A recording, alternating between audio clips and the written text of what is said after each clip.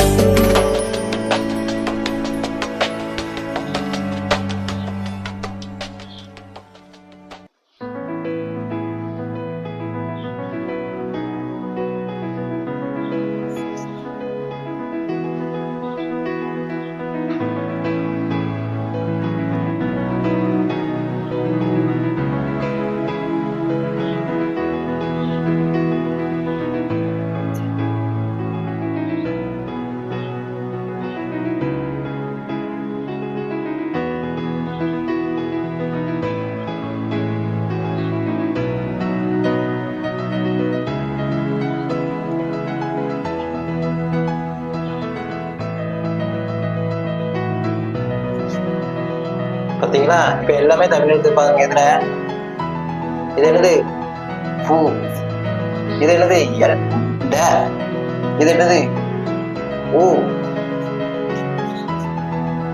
இது என்னது? வ. வ. இது என்னது? ட. இது என்னது? ய. கொடுத்துட்டேன்னா அடுத்துல இது என்ன? இது இது என்னது? டி. டி இப்படி போடுவோம்ல அது. இது வே. வேய மாத்தி மே. இது மே. இது ஊ. இது ட. இது பூ. பூ. இது ய. இது பூ. இது க. இது பாருங்க, க இல்லைன்னா த. இது எல் ட. இது ர வள்ளின ர. இது ட. இது ல குண்டு நகரம். இது பி. இது இது அ. இது அ. இது ந தன்னகர ந. இது ய. இது ட. இது ர வழிநர. இது ர இடைநர. இது ஊ. இது எல் ட. இது இதுவும் ஏதான். இது ஊ.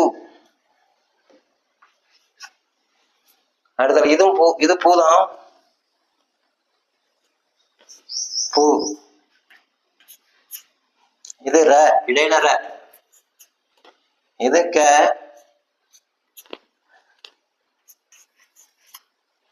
இது ட.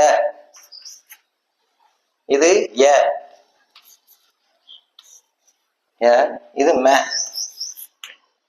பாத்தீங்களா? அவ்வளவு எழுத்து தமிழ்ல வருதா? அப்போ இது அவ்வளவு தமிழ்ல வருதுன்னா என்ன காரணம்? ஹிந்தி 200 வருஷம் தான் ஆகுது அப்படிங்காங்க. 200 வருஷம்னா அப்ப 200 வருஷத்துக்கு முன்னாடி இது எல்லாம் அப்பட்டமாவே தெரியுது. இந்த ஏ, இந்த வே, ஊ, பூ, இந்த தன்னகரன இதெல்லாம் 200 வருஷத்துக்கு பிறகுதான் இருந்தது. அப்போ அப்படி கிடையாது. இந்தியா காஷ்மீர்ல இருந்து இப்போதைக்கு இருக்கிற காஷ்மீர்ல இருந்து கன்னியாகுமரி வரைக்கும் ஒரே எழுத்து தான், ஒரே மொழி தான், ஒரே நாடு தான். ஆனா இவங்க எழுத்து கொடுத்துட்டதுனால இதெல்லாம் மாறிடுச்சு. நம்ம அது ஒரு மொழி இது ஒரு மொழி அப்படின்னு நினைச்சிட்டு இருக்கோம். இந்தியாவுல முத்தமிழ்ங்கிற மூணு மட்டும்தான் மொழி. ஒண்ணு சமஸ்கிருதம், இன்னொன்னு ஹிந்தி, இன்னொன்னு தமிழ். மூணும் முத்தமிழ் தான். இந்த காஷ்மீர்ல இருந்து கன்னியாகுமரி வரைக்கும் ஒரே மொழி தான். ஆனா வெள்ளைக்காரன் நம்மளை பிரிக்கணும் அப்படிங்கிறதுக்காண்டி எழுத்த கொடுத்துட்டதுனால நமக்கு எதுவுமே தெரியல. எழுத்து கொடுத்துட்டதுனால மொழி ஆயிட்டு.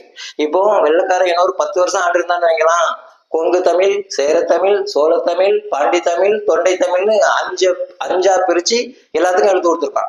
அப்படி எல்லாத்துக்கும் எழுத்து கொடுத்தா என்ன ஆயிரும்? இப்ப கடந்து சண்டை போடுறாங்களா, அதுவா மொழி, ஹிந்தி வேற, அந்நிய மொழி, சமஸ்கிருதம் வடமொழின்னு. அதே மாதிரி இப்போ நீ கொங்கு தமிழ், உனக்கும் எனக்கு சம்பந்தம் கிடையாது. பாண்டி தமிழ் வேற, கொங்கு தமிழ் வேற, சேரத்தமிழ் வேற, சோழத்தமிழ் வேற அப்படின்னு சண்டை போட்டு அடக்க வேண்டியிருக்கோம். ஏன் சண்டை போடல? இப்போ எதுக்காக சண்டை போடல அப்படின்னா, நமக்கு எழுத்து ஒரே போல இருக்கு, அதனால நமக்கு சண்டை இல்லை, இங்க பிரச்சனை இல்லை. அதே மாதிரி அங்கேயும் எழுத்து ஒரே மாதிரி இருந்தா எந்த பிரச்சனையும் வந்திருக்காது.